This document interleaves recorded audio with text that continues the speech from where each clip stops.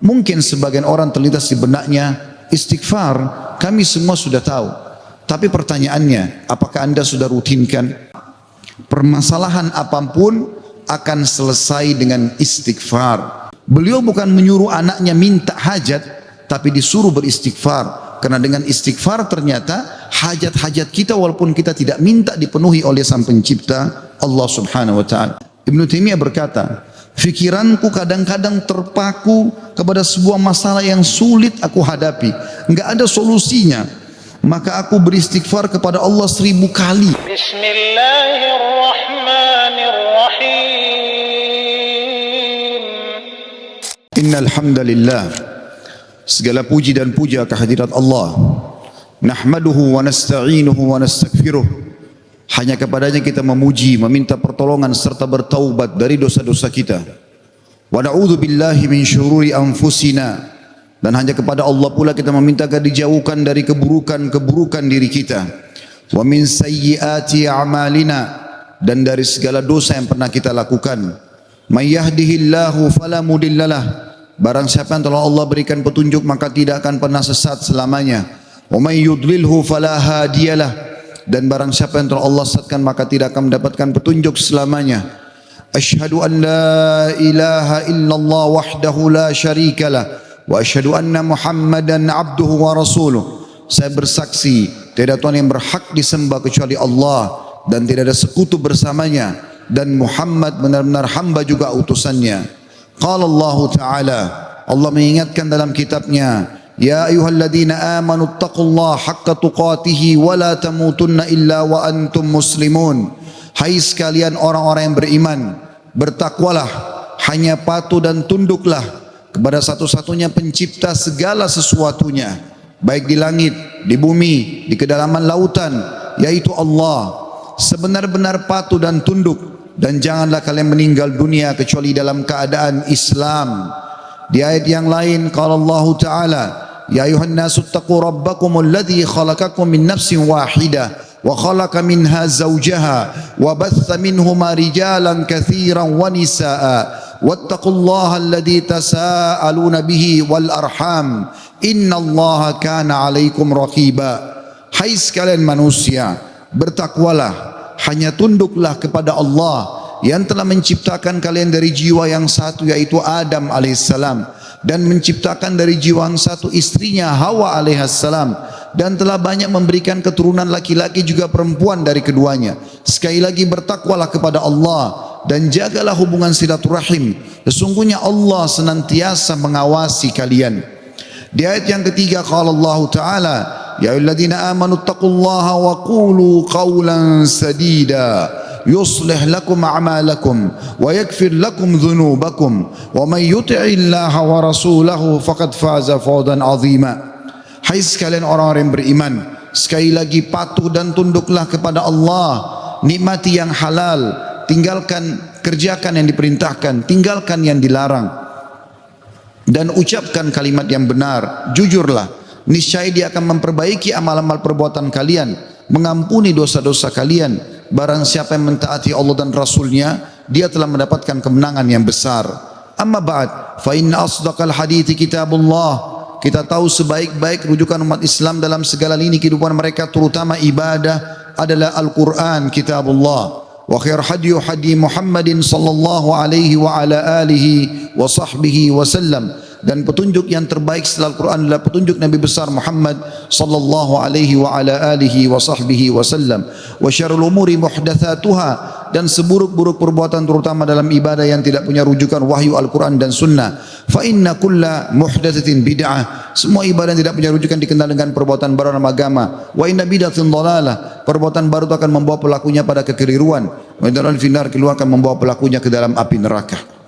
Saudaraku seiman rahimani wa rahimakumullah, apa yang saya bacakan tadi dikenal dengan khutbah hajah. Baginda Nabi SAW tidak melewatkan momen-momen penting pada saat ingin menyampaikan wasiat kepada umatnya, kecuali beliau membuka dengan khutbah hajah.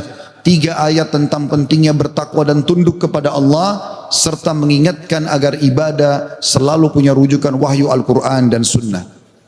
Pada kesempatan ini kita akan bahas tentang keajaiban istighfar. Saudaraku seiman, Banyak sekali ayat Al-Quran dan hadis Nabi SAW mengingatkan masalah ini. Dan juga kita akan dengarkan nanti perkataan para salafus salih tentang keajaiban istighfar dan dahsyatnya. Begitu juga insya Allah kita akan sebutkan apa yang didapatkan pada saat seseorang melazimkan istighfar itu.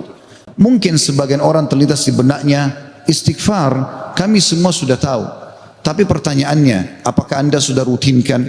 Nanti akan lebih jelas insya Allah dengan statement para ulama salaf tentang masalah ini. Beranjak bahasan kita saudaraku seiman, perintah Allah subhanahu wa ta'ala kepada nabinya Muhammad sallallahu alaihi wa ala alihi wa sahbihi wasallam yang sudah diampuni dosanya yang lalu dan akan datang. Allah berfirman, A'udzu billahi minasyaitonir rajim dalam surah An-Nasr ayat 3, fasabbih bihamdi rabbika wastaghfir innahu kana ghaffara. Maka bertasbihlah engkau hai Muhammad dengan memuji Tuhanmu dan mohon ampunlah kepadanya. Padahal Nabi Muhammad SAW sudah diampuni dosa-dosanya yang lalu dan akan datang. Sesungguhnya dia Allah adalah zat yang maha penerima taubat. Juga dalam ayat yang lain dalam surah Muhammad ayat 19 Allah memerintahkan Nabinya Muhammad SAW istighfar. A'udzu billahi minasyaitonir rajim wastaghfir li dzambik walil mu'minina wal mu'minat wallahu ya'lamu mutaqallabakum wa mathwaakum. Dan mohonlah ampun bagi dosamu hai Muhammad dan bagi dosa orang-orang beriman laki-laki dan orang beriman perempuan, dan Allah maha mengetahui tempat kamu berusaha dan tempat tinggalmu. Juga baginda Nabi sallallahu alaihi wa ala alihi wa sahbihi wasallam bersabda, wallahi inni la astaghfiranna Allah wa atubu ilahi fil yawmi aktsara min 70 marrah. Demi Allah, padahal beliau tidak butuh untuk sumpah, tapi untuk memastikan tentang pentingnya pengucapan istighfar di lisan setiap orang di antara kita. Beliau mengatakan, demi Allah, aku selalu beristighfar kepada Allah. Artinya pengucapan permohonan maaf kepada Allah dan bertaubat kepadanya. Maksudnya mengucapkan ikrar tidak akan mengulangi kesalahan dalam setiap harinya lebih daripada 70 kali. Dan hadis ini hadis sahih diriwayatkan oleh Imam Muslim. Juga dalam riwayat yang lain Nabi SAW sebutkan fil yaumi mi'ata marrah, dalam setiap hari sampai 100 kali. Saudaraku seiman, para ulama salaf menjelaskan kepada kita bagaimana kedudukan istighfar. Bermula dari perkataan sahabat yang mulia Abu Musa al-Ash'ari radhiyallahu anhu.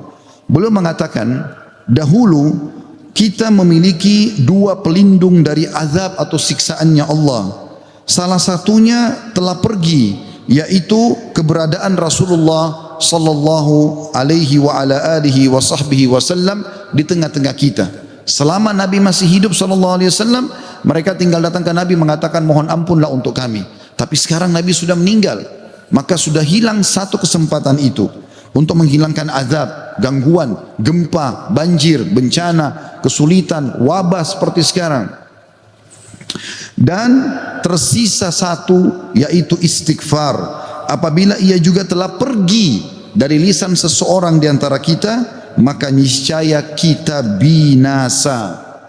Rabi' ibn Haytham rahimahullah, seorang ulama tabi'in berkata, merendahlah kalian kepada Rabb kalian, berdoalah kepadanya di kala senggang, maka Allah telah berfirman dalam hadis qudsi, man da'ani fir rakha'i ajabtuhu fi syiddah. Siapa yang memohon kepadaku pada saat dia senggang, aku akan penuhi kebutuhannya pada saat lagi sempit. Wa man sa'alani a'taitu, dan siapa yang memohon kepadaku pasti aku akan beri, kata Allah. Wa man tawadha'a li rafa'tu, dan siapa yang merendah karena aku akan angkat derajatnya. Wa man tafarraga li rahimtu, dan siapa yang meluangkan waktu untuk ibadah kepadaku, aku akan kasihi dia. Wa man istaghfarani ghafartulah, dan siapa yang memohon istighfar kepadaku, memohon ampun, aku pasti akan memaafkan kesalahannya. Sahal radhiyallahu anhu telah berkata tentang istighfar dalam menghapus dosa. Beliau mengatakan, permulaan istighfar adalah pengampunan atau mengingat, memanggil Allah. Kemudian akan bergantung kepada Allah, lalu kemudian tidak akan mengulangi kesalahan-kesalahan.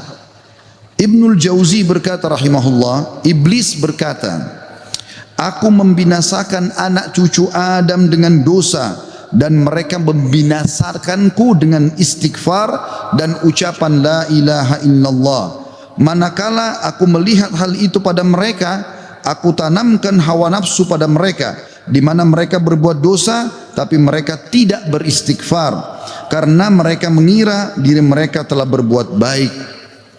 Dan kata para ulama menanggapi statement Ibnu Jauzi rahimahullah, yang pertama syaitan tanamkan adalah supaya manusia lalai berbuat dosa. Syaitan akan lalaikan dia supaya tidak istighfar, karena istighfar adalah kata kunci dihilangkan dosa tersebut dan akhirnya azab Allah tidak datang. Qatadah rahimahullah berkata, Al-Quran menunjuki kalian penyakit dan juga obat sekaligus untuk menyembuhkan kalian. Penyakit kalian adalah dosa-dosa, dan obat penyembuh kalian adalah istighfar. Permasalahan apapun akan selesai dengan istighfar. Andai saja sebuah wilayah disepakati dari pemimpinnya sampai masyarakatnya memasyarakatkan dan membudayakan istighfar di lisan mereka, di meja-meja makan mereka, di halaman rumah mereka, di meja-meja kerja mereka, di masjid mereka, di pasar mereka, demi Allah wahai saudaraku seiman, permasalahan di wilayah itu akan selesai semuanya dan rezeki akan terbuka seluas-luasnya. Anda akan dengarkan nanti kurang lebih 9 manfaat daripada istighfar itu sendiri. Ali radhiyallahu anhu berkata, sahabat Nabi yang mulia ini berkata, yang aneh adalah orang yang binasa padahal keselamatan ada bersamanya. Orang bisa kena gempa, banjir, penyakit kronis, kemiskinan, kesusahan hidup. Kata Ali radhiyallahu anhu, yang aneh adalah orang yang binasa padahal keselamatan ada bersamanya. Lalu beliau ditanya radhiyallahu anhu, apa keselamatan yang Anda maksudkan? Kata Ali radhiyallahu anhu, istighfar. Beliau juga berkata, tidaklah seorang hamba diilhami oleh Allah subhanahu wa ta'ala untuk beristighfar. Allah tidak mudahkan lisan Anda mengatakan astagfirullah, itu saja. Kata beliau, kecuali Allah memang berkehendak untuk menyelamatkannya atau tidak mengazabnya. Seseorang soleh juga berkata, hamba berada di antara dosa dan nikmat. Keduanya tidak akan menjadi baik kecuali mensyukuri nikmat dan istighfar dari dosa-dosa. Juga Luqman Al-Hakim yang terkenal, Allah namakan surah Luqman atas namanya. Dia berkata kepada putranya, wahai anakku, Allah memiliki beberapa waktu tidak ditolak orang untuk meminta pada waktu itu, seperti antara azan dan iqamah, seperti sepertiga malam, saat hujan turun dan seterusnya. Maka perbanyak istighfar pada saat itu. Beliau bukan menyuruh anaknya minta hajat, tapi disuruh beristighfar. Karena dengan istighfar ternyata hajat-hajat kita walaupun kita tidak minta dipenuhi oleh Sang Pencipta Allah Subhanahu wa taala. Ibunda mulia Aisyah radhiyallahu anha, Ummul Mukminin, berkata, tuba, kegembiraan, kebahagiaan bagi siapapun yang mendapatkan istighfar tertulis indah banyak di buku amalnya. Abu Al-Minhal juga berkata rahimahullah, tidaklah seorang hamba didampingi di dalam kuburnya oleh pendamping yang lebih dicintai daripada istighfar yang dia ucapkan semasa hidupnya. Al-Hasan Basri berkata rahimahullah, perbanyak istighfar di rumah-rumah kalian, di meja-meja makan kalian, di jalan-jalan kalian, di pasar-pasar kalian, di majlis-majlis kalian, karena kalian tidak tahu kapan ampunan akan turun. Seorang Badui berkata, siapa yang ingin menjadi tetangga kami di tanah kami, hendaklah memperbanyak istighfar, karena istighfar adalah awan tebal yang mengandung air atau hujan yang lebat, maksudnya rezeki. Andai saja kita fahami statement-statement ini saudaraku seiman, mungkin beranjak dari Pak Bupati hafizahullah, pemimpin wilayah Goa, semoga Allah jaga beliau, dan juga seluruh masyarakat Goa ini, apalagi kalau seluruh wilayah Indonesia bisa menanamkan ini, selalu saling berwasiat pemimpin kepada masyarakat, masyarakat kepada seluruh tetangganya, setiap orang kepada keluarganya. Ayo perbanyak istighfar. Setiap lagi diam, jangan cuma diam, astagfirullah wa atubu ilaih. Itu saja. Berapa banyak orang, tadi saya dapat informasi masyarakat gua kurang lebih kalau tidak salah 800.000. Kalau 800.000 orang anggap yang muslimnya misalnya 700.000 saja, semua beristighfar satu orang satu kali saja, ada 700.000 istighfar naik ke langit. Bukankah itu akan mendatangkan rezeki kepada kita? Bukankah itu pasti akan mengangkat wabah dan permasalahan yang kita hadapi? Demi Allah iya saudara. Jawabannya demi Allah iya. Tinggal anda mau amalkan atau tidak.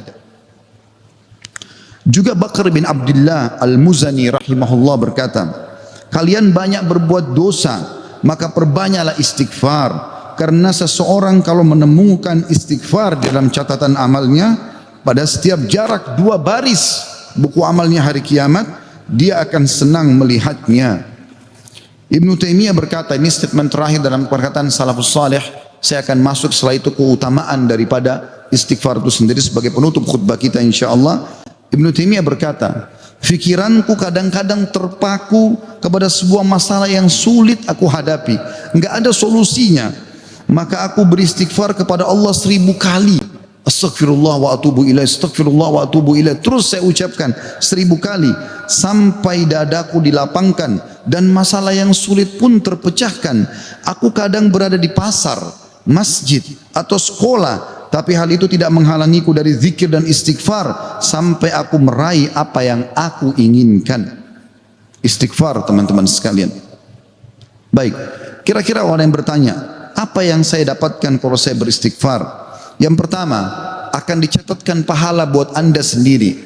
Karena istighfar ucapan yang tidak butuh energi banyak, hanya lisan dan bibir kita yang tergerakkan, ya, suara sedikit saja.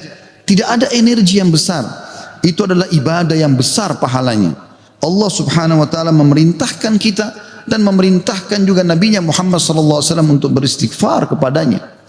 Allah berfirman di dalam surah Mu'min ayat 55, A'udzu billahi minasyaitonir rajim, fasbir inna wa'dallahi haqqun wastaghfir li dzambik wasabbih wastaghfir li dzambika wasabbih bihamdi rabbika bil ashi wal ibkar.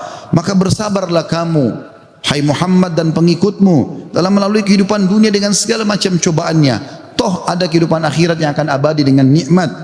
Karena sungguhnya janji Allah itu benar, tidak ada kedustaan. Salat, puasa, zakat, bakti sama orang tua, bersedekah, zikir, doa, apa saja kerjakan, semua akan kau dapatkan hasilnya. Dan mohonlah ampunan untuk dosamu hai Muhammad, dan pengikutmu juga perintahkan mereka lakukan itu. Dan bertasbihlah seraya memuji Tuhanmu pada waktu pagi atau pada waktu petang dan juga pagi hari. Kemudian juga Allah mengatakan dalam surah Al-Muzammil ayat 20, a'udzubillahi minasyaitonir rajim, wastaghfirullah innallaha ghafurur rahim. Dan mohonlah selalu ampunan kepada Allah, istighfar. Sesungguhnya Allah Maha Pengampun lagi Maha Penyayang. Dan yang terakhir ayat Al-Quran adalah Al-Imran 133. Tentu ayat banyak sekali tapi saya singkatkan di sini karena khutbah Jumat. A'udzu billahi minasyaitonir rajim. Wasari'u ila magfiratin min rabbikum wa jannatin arduhas samawati wal ardu iddat lil muttaqin. Dan bersegeralah kamu kepada ampunan dari Tuhanmu dan kepada surga yang luasnya seluas langit dan bumi yang disediakan untuk orang-orang beriman. Yang kedua saudaraku seiman, istighfar sebab utama datangnya rezeki. Allah menyebutkan dalam Al-Quran, ya, apa yang diucapkan oleh lisan nabinya yang mulia Nuh alaihissalam dalam surah Nuh ayat 10 sampai ayat 12. A'udzu billahi minasyaitonir rajim. Faqultu astaghfiru rabbakum innahu kana ghaffara yursilis samaa 'alaikum midrara wa yumditkum bi amwalin wa banina wa yaj'al lakum jannatin wa yaj'al lakum anhara. Maka aku berkata kepada kaumku, ya Allah, kata Nabi Nuh, mohonlah ampun kepada Tuhan kalian. Sesungguhnya Dia Allah adalah Maha Pengampun. Niscaya dengan mohon ampun istighfar kalian itu, Dia Allah akan mengirimkan hujan kepadamu yang lebat dan memperbanyak harta juga anak-anakmu dan mengadakan untukmu kebun-kebun dan mengadakan di dalamnya sungai-sungai. Juga dalam surah Hud ayat 52, Allah Subhanahu wa taala berfirman, A'udzubillahi minasyaitonir rajim. Ya qaumi, Nabi Hud berkata alaihissalam, ya qaumi istaghfiru rabbakum thumma tubu ilaihi yursilis samaa alaikum midrara wa yazidkum quwwatan ila quwwatikum wa la tatawallaw mujrimin. Hai kaumku, kata Nabi Hud alaihissalam, banyaklah mohon ampunlah kepada Tuhan kalian dan bertobatlah kepadanya. Niscaya pasti dengan istighfar dan tobat kalian Dia menurunkan hujan yang sangat deras atasmu. Maksudnya subur. Hujan bukan mematikan tapi membawa berkah. Dan Dia akan menambahkan kekuatan kepada kekuatanmu. Fisikmu akan kuat, fikiranmu, jiwamu akan sehat. Dan janganlah kamu berpaling dengan berbuat dosa. Al-Qurtubi rahimahullah berkata tentang tafsir surah Hud ayat 52, di dalam ayat-ayat ini terdapat dalil bahwa istighfar digunakan untuk meminta rezeki dan hujan. Juga Ibnu Katsir berkata rahimahullah dalam tafsir beliau surah Hud ayat 25, jika kalian bertobat dan memohon ampunan kepada Allah serta kalian mentaatinya, niscaya Allah akan memperbanyak rezeki kalian, memberikan kalian minum dengan nikmat-nikmat langit, mengeluarkan untuk kalian nikmat-nikmat bumi, menumbuhkan untuk kalian tumbuh-tumbuhan, mengalirkan untuk kalian air, dan menjadikan untuk kalian kebun-kebun. Di dalamnya terdapat berbagai macam buah-buahan, dan Dia menyelingi di antara kebun-kebun tersebut sungai-sungai yang mengalir. Yang ketiga, saudaraku seiman, istighfar sebab masuk ke dalam surga. Sebagaimana kita sudah tahu bersama-sama, salah satu zikir pagi dan petang yang sangat dianjurkan adalah membaca Sayyidul Istighfar, tuannya istighfar, yaitu lafadznya sebagaimana dinukil dari Nabi SAW. Beliau mengatakan, Allahumma anta rabbi la ilaha illa anta khalaqtani wa ana abduka wa ana ala ahdika wa wa'dika mastata'tu a'udhu bika min syarri ma sana'tu abu'u laka bi ni'matika alayya wa abu'u bidzambi faghfirli fa innahu la yaghfiru dhunuba illa ant. Yang artinya, ya Allah, sungguhnya Engkau adalah Rabbku, penciptaku. Tidak ada Tuhan yang berhak disembah kecuali Engkau. Engkaulah yang telah menciptakanku dan aku adalah hambamu. Aku senantiasa berada dalam perjanjian bersamamu. Maksudnya mentauhidkan Allah dan tidak bermaksiat. Dan aku yakin akan janjimu tentang pahala bagi orang-orang mukmin semampuku. Aku berlindung kepadamu dari kejelekan yang aku perbuat. Aku mengakui nikmatmu kepadaku serta aku mengakui dosaku. Oleh karena itu ampunilah aku, karena sungguhnya tidak ada yang mengampuni dosa kecuali Engkau. Kata Nabi SAW, siapa yang mengucapkan ini, man qalaha minan nahari mukinan, dia yakin, besok dia ucapkan di siang hari atau pagi hari dengan yakin dalam hatinya, famata min yaumihi, kemudian dia meninggal pada hari itu, qabla an yumsiya, sebelum tiba di sore hari, fahuwa min ahlil jannah, dia pasti masuk ke dalam surga. Wa man qalaha minal laili wa huwa muqinun biha, dan siapa ucapkan walaupun sekali saja di malam hari, famata, maka kemudian dia mati, qabla an yusbih, sebelum dia tiba pagi hari, fahuwa min ahlil jannah. Yang keempat, istighfar adalah sebab dihapuskannya dosa. Mohon maaf kalau sedikit panjang, saya minta waktu sekian beberapa menit lagi.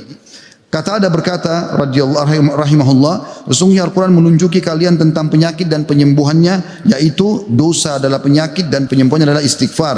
Allah berfirman, a'udzubillahi minasyaitonir rajim, dalam surah Al-Imran 135, walladzina idza fa'alu fahishatan aw zalamu anfusahum dzakarullaha fastaghfaru lidzunubihim wa may yaghfiru dzunuba illallah wa lam yusirru ala ma fa'alu hum ya'lamun. Dan juga orang-orang yang apabila mengerjakan perbuatan keji dan menganiaya diri mereka, kalau mereka buat dosa, maka mereka ingat kepada Allah lalu mereka memohon ampun terhadap dosa-dosa mereka, dan siapa lagi yang dapat mengampuni dosa selain Allah, dan mereka mereka tidak meneruskan perbuatan dosa itu sedang mereka mengetahuinya. Kemudian teman-teman sekalian, selanjutnya adalah yang kelima, istighfar mencegah hukuman dari Allah Subhanahu wa taala. Saya ambil satu saja. Al Hasan Basri rahimahullah berkata, wahai anak Adam, meninggalkan dosa lebih ringan bagimu daripada mencari taubat, dan ketahuilah bahwasanya pada saat kau meninggalkan perbuatan dosa atau kau beristighfar pada saat berbuat dosa, maka azab Allah tidak akan datang. Karena Allah berfirman dalam surah Al-Anfal ayat 33, A'udzubillahi minasyaitonir rajim, wa ma kana Allah liyu'adzibahum wa anta fihim, wa ma kana Allah mu'adzibahum yastaghfirun. Dan Allah sekali-kali tidak akan mengadab mereka sedangkan kamu berada di tengah-tengah mereka, hai Muhammad, dan tidak pula Allah akan mengadab mereka sedang mereka selalu memohon ampun. Yang keenam, istighfar sebab diangkatnya derajat. Dalam sebuah hadis, ajarkan babak ini kepada anak anda, dalam hadis riwayat Ahmad dengan sanad hasan, kata baginda Nabi SAW, Inna Allah Azza wa Jalla yarfa'ud darajati lil abdi salihi fil jannah fayaqulu ya Rabbi anna li hadhihi fayaqulu bi istighfari waladika lak. Sesungguhnya Allah yang maha suci dan maha tinggi mengangkat derajat seseorang hamba saleh di surga sehingga dia bertanya, yang sudah mati diangkat derajatnya tinggi di surga. Hamba ini bingung, dia tidak pernah merasa berbuat amal yang bisa membawa dia ke derajat itu. Lalu dia bertanya, wahai Rabbku, dari mana nikmat ini hamba dapatkan? Maka kata Allah SWT, dari istighfar anakmu untukmu. Yang ketujuh, istighfar adalah sebab disucikan hati. Sebagaimana Nabi SAW bersabda, Innal mu'mina idha adzama dzamban kanat nuqtatan sauda'u fi qalbihi. Kalau seorang mukmin berbuat dosa akan menjadi titik hitam dalam hatinya. Fa in taba wa naza' wastaghfara su'ika qalbuhu minha. Kalau dia bertaubat kemudian dia beristighfar kepada Allah, meninggalkan dosanya, maka akan diangkat noda hitam itu dalam hatinya. Fa in zadat hatta taglufa qalbuhu fadzalika ar-rana alladhi dzakarahu Allah fi kitabihi kalla barrana ala qulubihim ma kanu yaksibun. Dan kalau seandainya dia bertaubat dan meninggalkannya serta beristighfar, hatinya kembali bersih darinya, dan kalau dia tambah melakukan dosa, maka bertambah pula titik hitam itu sampai menutupi seluruh hatinya. Dan itulah makna kalimat ar-ran dalam firman Allah Subhanahu wa taala, sekali-kali apa yang selalu mereka usahakan itu menutupi hati mereka. Surah Al-Mutaffifin ayat 14. Dua poin yang terakhir teman-teman sekalian, yang ke-8 adalah istighfar sebab memperoleh anak dan keturunan.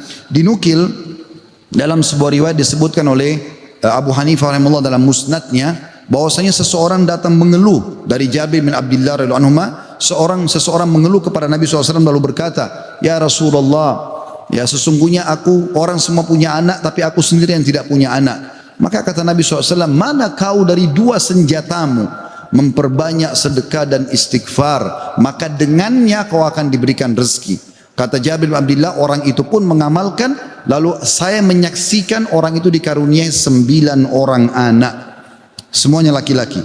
Kesembilan dan terakhir adalah istighfar sebab menikmati kesehatan dan kekuatan. Sebagaimana dijelaskan dari dalam surah Hud ayat 52, dan sudah saya bacakan tadi ayatnya, saya tidak ulangi, tapi potongan ayatnya adalah yazidkum quwwatan ila quwwatikum. Istighfar menyebabkan bertambahnya kekuatan di atas kekuatan. Izinkan saya teman-teman sekalian menyampaikan sebuah kisah yang berhubungan dengan masalah ini, atau dua buah kisah ringkas. Ada seseorang di Irak dulu pernah berdagang, kemudian dia menemukan semua pedagang di pasar laku barangnya kecuali dia, dan dia orang miskin. Dia mengatakan, saya pun duduk di dekat barang saya sampai menjelang sore belum laku-laku. Maka tiba-tiba saya mengingat firman atau sabda Nabi SAW, man aksara istighfar, siapa yang memperbanyak istighfar, ja'alallahu lahu min kulli hammin faraja, Allah akan berikan kelapangan dari setiap kesedihannya, wa min kulli dikin makhraja, dan jalan keluar dari setiap masalahnya, dan juga razaqahu min haitsu la yahtasib, maka Allah akan berikan rezeki dari tempat tidak disangka-sangka. Maka dia bilang, saya pun beristighfar kepada Allah, dan terjadi satu keajaiban yang luar biasa. Ternyata datang kepadaku hampir seluruh pedagang pasar datang, dan mereka memperebutkan barang daganganku. Terakhir kisah seseorang yang bernama Abu Yusuf, saudaraku seiman, di musim haji, seorang syekh, dalam kisah yang tidak disebutkan namanya siapa, sedang menyampaikan masalah istighfar. Datang seseorang setelah pengajian bernama Abu Yusuf lalu berkata, Syekh, saya ingin bercerita tentang manfaat istighfar yang anda sampaikan tadi. Kata syekhnya, silakan. Dia bilang, saya menikah bertahun-tahun tidak punya anak sama sekali, dan saya sama istri saya sedih. Lalu satu waktu saya pernah mendengarkan sebuah siaran tentang makna, ya, firman Allah SWT surah Nuh ayat 10 sampai ayat 12 tadi sudah saya bacakan ayatnya, bahwasanya orang kalau istighfar akan diturunkan hujan dari langit, diberikan keturunan dan juga harta. Lalu saya mengatakan kepada istri saya, wahai Ummu Yusuf, ayo kita istighfar, sudah bertahun-tahun kita berusaha berobat sana sini tidak punya anak. Maka dia sama istrinya yang mengatakan, kami pun beristighfar tidak mengenal waktu, tidak mengenal tempat kecuali di WC. Kita tidak baca di WC, di tempat tidur, di ruang makan, di halaman, selalu baca. Dan subhanallah, kata dia, Syekh, bulan itu Ummu Yusuf hamil dan lahirlah Yusuf. Begitu selesai hamil, lagi masa nifas, saya bilang, Ummu Yusuf, kita sudah bertahun-tahun tidak punya anak, ayo kita istighfar kepada Allah untuk anak yang kedua. Kata dia, anda tahu Syekh, selesai nifas Ummu Yusuf hamil dan kami dapat lagi anak kedua, dua-duanya laki-laki. Setelah anak kedua lahir, di masa nifas saya bilang lagi, wahai Ummu Yusuf, Kita beristighfar kepada Allah untuk anak yang ketiga. Maka saya sama Ummu Yusuf beristighfar yang ketiga, dan ternyata selesai masa nifas hamil dan juga melahirkan di tahun ketiga anak laki-laki yang ketiga. Kata syekhnya, semoga Allah berkahi. Itu betul-betul firman Allah. Allah mengatakan Allah tidak akan pungkiri janjinya. Dia mengatakan belum selesai kisah saya Syekh. Setelah itu Ummu Yusuf berkata, wahai Abu Yusuf, kita berhenti dulu istighfar untuk mohon anak, istighfar untuk yang lainnya, tapi permohonan anak berhenti dulu sampai anak-anak besar. Kami sepakat 2-3 tahun, kemudian saya mengatakan, Ummu Yusuf, sekarang saatnya kita minta agar Allah berikan kita anak perempuan yang cantik dan salihah. Maka kami pun beristighfar, dan ternyata Ummu Yusuf hamil, dan sekarang saya di musim haji, wahai Syekh, sedang datang bersama Ummu Yusuf yang baru saja melahirkan bersama dengan bayinya, bayi perempuan. Aqulu qauli hadza, saya sudah mengucapkan perkataan saya ini, wa astaghfirullah li wa lakum, dan saya beristighfar kepada Allah, mengajak jamaah istighfar kepada Allah. Fastaghfiruhu innahu huwal ghafurur rahim, beristighfarlah sungguh Dia Maha Pengampun dan juga Maha Pengasih. Alhamdulillah, wassalatu wassalamu ala Rasulillah. Segala puji dan puja kehadirat Allah Subhanahu wa taala, juga salawat dan taslim kepada Nabi besar Muhammad sallallahu alaihi wa ala alihi wa sahbihi wasallam. Hari Jumat adalah hari yang mulia saudaraku seiman, dan ada waktu mustajab doa. Dalam dua riwayat, yang pertama riwayat Imam Muslim, kata Nabi SAW, tidak ada seorang muslim pun berdoa di hari Jumat kecuali diijabah, dan kejarlah pada saat khatib di khutbah kedua sampai diiqamahkan solat. Makanya semua khatib pasti berdoa di khutbah kedua. Yang kedua riwayat An-Nasai, kata Nabi SAW, Jumat ada 12 waktu, tidak ada seorang muslim yang berdoa kecuali diijabah sama Allah, dan perbanyak doa selepas asar sampai terbenam matahari. Maka jangan kita sia-siakan waktu mustajab ini. Mari kita hadirkan hati dan fikiran kita untuk berdoa kepada Allah Subhanahu wa taala, semoga Ia mengijabahnya. Alhamdulillahi Rabbil Alamin. Kami memujimu ya Allah sebagaimana layak Kau dipuji sebagai pencipta. Dan juga kami mengucapkan salam hormat kami kepada Nabi Muhammad sallallahu alaihi wasallam, sebagaimana Engkau telah mengucapkan salam hormat kepadanya. Ya Allah, kami tidak berkumpul di salah satu rumahmu ini kecuali karena ingin menjalankan perintah dan kewajiban yang Kau bebankan kepada kami. Maka ikhlaskan niat kami, dan terimalah seluruh amal-amal soleh yang pernah kami kerjakan, baik kami ikhlas atau kurang ikhlas, yang sedang kami kerjakan, yang akan kami kerjakan sampai menjelang ajal datang nanti. Sesungguhnya la haula wa la quwata illa bik, kami tidak punya daya dan kekuatan kecuali dengan izin-Mu. Ya Allah, ampunilah seluruh dosa-dosa kami, dosa kedua orang tua kami, dosa seluruh kerabat-kerabat kami, dosa seluruh kenalan-kenalan kami, bahkan dosa seluruh muslimin dan muslimat, mukminin dan mukminat yang hidup dan juga yang sudah meninggal. Ya Allah, janganlah Engkau bubarkan kami dari solat Jumat yang mulia ini kecuali Engkau telah bersihkan dosa-dosa kami, dan Engkau ganti semuanya menjadi pahala dengan izin-Mu. Karena Engkau telah mengucapkan dalam satu firman-Mu, ulaika alladhina yubaddilullahu sayyi'atihim hasanat, mereka adalah hamba-hamba yang Allah ganti dosa-dosanya menjadi pahala. Ya Allah, jadikan negara kami Indonesia negara yang aman, tentram, damai, seluruh umat Islam di bawah naungan ukhuwah Islamiyah. Dalam hal ibadah mereka kembali kepada Al-Quran dan Sunnah. Makmurkan negeri kami, lunasi utang-utang negara kami, bukalah seluruh rezeki dari seluruh penjuruhnya, kembalikan kami semua ke jalan-Mu ya Allah. Dan siapapun menginginkan keburukan bagi negara kami, bagi agama kami, bagi diri-diri kami, kembalikan tipu daya mereka kepada diri mereka sendiri. Ya Allah, tolonglah saudara kami di Palestina, di Syria, di Yaman, di Irak, di Myanmar, di Ahsa, dimanapun mereka berada sedang tertindas. Ikhlaskan niat mereka, terima para syuhada mereka, muliakan Islam di tangan mereka dan tangan kami semua, serta ikut sertakan kami bersama mereka di pahala, baik dengan doa, dengan harta, dengan jiwa kami. Dan ya Allah, satukanlah kami semua di surga Firdaus-Mu tanpa hisab, mana Engkau satukan kami dalam majlis yang mulia ini. Rabbana atina fid dunya hasanah, ya Allah berikanlah kami semua kebaikan di dunia, wa fil akhirati hasanah, dan semua kebaikan di akhirat, wa qina adzabannar, selamatkan kami dari api neraka, wa adkhilnal jannata ma'al abrar, dan masukkanlah kami ke dalam surga bersama orang-orang yang patuh. Ya Azizu ya Ghaffar, wa Izat yang maha mulia dan juga maha pengampun. Ya Rabbal Alamin, wa Tuhan alam semesta. Wa sallallahu nabiyina Muhammadin walhamdulillahi rabbil alamin. Inna Allah ya'mur bil adli wal ihsan. Allah seluruh menyuruh kita berbuat adil dan kebaikan. Wa yanha 'anil fahsya'i wal munkari wal baghi. Allah larang perbuatan keji, mungkar dan maksiat. Ya'idukum la'allakum tadhakkarun. Itu peringatan dari Allah, jadikanlah sebagai pegangan hidup kalian. Fadhkurullahal 'azima yadhkurkum. Ingat kepada Allah maka Allah akan ingat kepada kalian. Washkuru ala niyami yazidkum. Syukuri nikmatnya dia pasti akan tambah. Wala dzikrullahi akbar. Mengingat Allah adalah amalan yang paling besar. Wa aqimis shalah, dan dirikanlah salat.